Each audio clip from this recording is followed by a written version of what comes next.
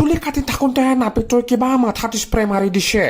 একদম পাতলা পাতলা লাগি গৈছে আৰু চাৰিওফালে কিবা উল্টা পুল্টা দেখা পাই আছো। চুলি কাটি চেলুনৰ পৰা ওলাওতে দেখা পালং চালা মোৰ স্নিফাৰ ডক্টৰ কিবা চুলি কাটপা আছে। নাপিতক কলো পুৰা তেৰে নাম বনাই দি ইয়াক। বিয়াখনত সোমাই শ্বাহৰুখ খানক দেখা পালো। মোৰে নিচা হৈছে না সঁচা সঁচি শ্বাহৰুখ খান ধৰবাই পাৰা নাং যা। বিয়াখনত বহি থাকোতে দেখা পালো একমাখা আৰ্মি অস্ত্ৰ শস্ত্ৰলৈ সোমাইছে। চালা ভয় লাগি গৈছে। পিছতহে গম পালো বিয়াখনত বোলে দুবাৰকে খালে ইহঁতে ধৰি দিয়ে। ঠিতৰে ছাগলী এজনী দেখা পালো জুই খাই আছে। ঠিতৰে জুই খাই থকা ছাগলী প্ৰথমবাৰ দেখা পালো। তহঁতে ক'ৰবাত দেখছা না? প্ৰায় 200 বছৰ পুৰণা অটো এখন দেখা পালং। চালা একে ঠাইতে থাকোতে থাকোতে অটোখনৰ ওপৰত আনাৰস গজি গৈছে। ভালে হ'ল দেখোন। বাটেদি যাই থাকোতে বান্দৰ এটা দেখা পালো।